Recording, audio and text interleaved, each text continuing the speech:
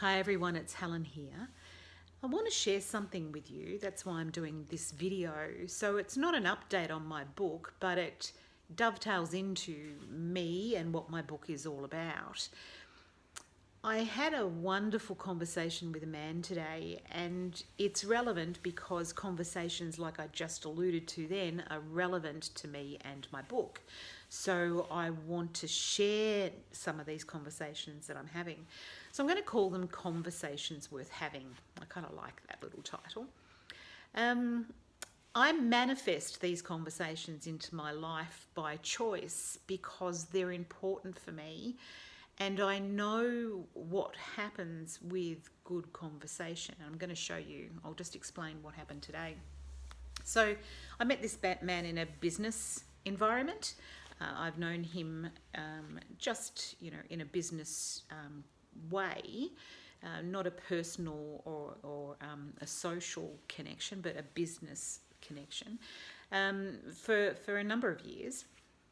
And he came in to conduct some business, and then he was going to be on his way. But it turned into a conversation just between the two of us. And out of that conversation, he expressed that he was feeling depressed and that he'd been feeling that way for a few years now. And he just started to kind of spill the beans and said that he, had separated from his wife and divorced from her a number of years back. And then during the lockdowns and things that we had, his occupation of 40 years plus had transformed into him not being needed. So what I got out of that conversation is that he hadn't processed any of the things that had happened to him, and he was really struggling. So we spoke about many things, but ultimately, he kind of connected with a part of him when he was young. And he said when he was young, he made choices. And I'm sorry, I'm just looking here because I wrote a few notes because I just want to, keep the focus on what the conversation was about. We spoke about many things that he knew when he was young. He said he made choices that went against what he wanted. He got engaged, he got married, he had children, he worked hard, all those things that were expected of him. And I think all of us can relate to that sometime in our life. And he captured all of this, though, in a really wonderful statement. He said, I was limited by my experiences. Now, as soon as he said that, have you ever had those moments in your life where you have an aha moment? It's either in what is being said to you or something that has just come out of your mouth or something that you've read or whatever it might be. And you have this moment where it kind of just inside of you, you just go, oh my gosh. And in that moment where he said, I was limited by my experiences, both of he and I just looked at each other and went, wow, right? We can all relate to a time in our life where we became something or someone and lived in a certain way that limited us. So he was so right? And for me, I had walked his path too, and I shared some of my insights that I'd gotten along the way. And then he got emotional, which was really fantastic. And I'll tell you why. Because when people are talking something out, working something out, this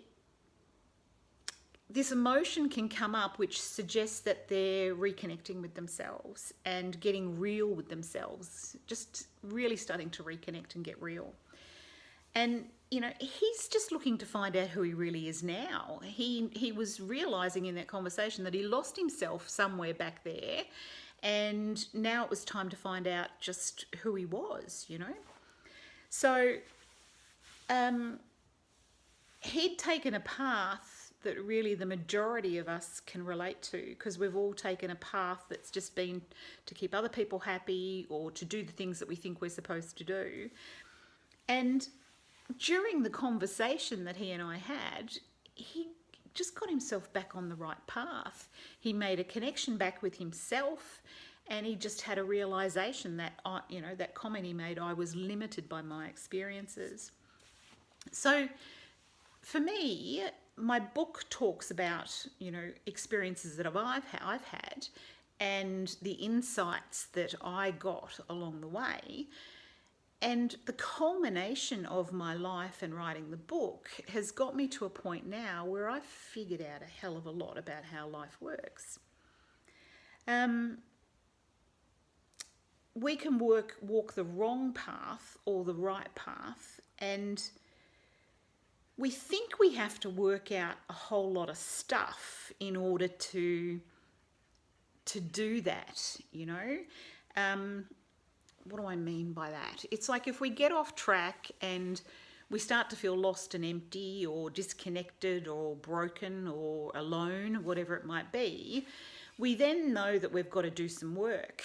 And the world out there will have us thinking that it's really hard work and it's really difficult and it's really painful. And that can all seem pretty overwhelming. So he thought that he had to figure out his failed marriage, his lack of self-worth, his blurred vision of the future because he didn't know where he was headed, his purpose, because we've all been taught that too, purpose. If you don't have one, there's something wrong. His identity and his depression, It's like he was feeling depressed because he was lost and off track and he just didn't know how to get back on track. And in a conversation, he got a little bit of an aha moment and a bit of light, But he doesn't have to do all that work. It doesn't have to be that hard. I've figured out about jumping timelines. And that might sound a bit wacky-doo to a few people out there, but I'm not going to go right into explaining how that all is at this point. But we've all walked different timelines in our life and started to shift to different timelines. You can call them paths if you want. It's like, I've walked a lot of different paths and I've matured and grown along the way. Some people don't. Some people just keep walking the same path. But that's another story too, right? So I've figured out how somebody like him can shift from where he is now to a better space. And only just recently I've started to figure out the actual steps in the process as well. So I wanted to share that with you first as just a conversation worth having that is just, maybe a little bit enlightening or gets you to think about things a little bit. But also, as I said, I've learnt to jump timelines. And if you want to know how to do that as well, I'm going to hold 2 afternoon workshops, one at the end of October and one at the end of November, where I want to work with a small group of people to show them what I've learned and put it into practice. So if you're interested in that, I'm going to put my email address and my phone number for contact with this video, and I'd love to hear from you. But in the meantime, as I always say, you're the greatest creation on this earth, so start acting like it. Have a great weekend, all and one and all.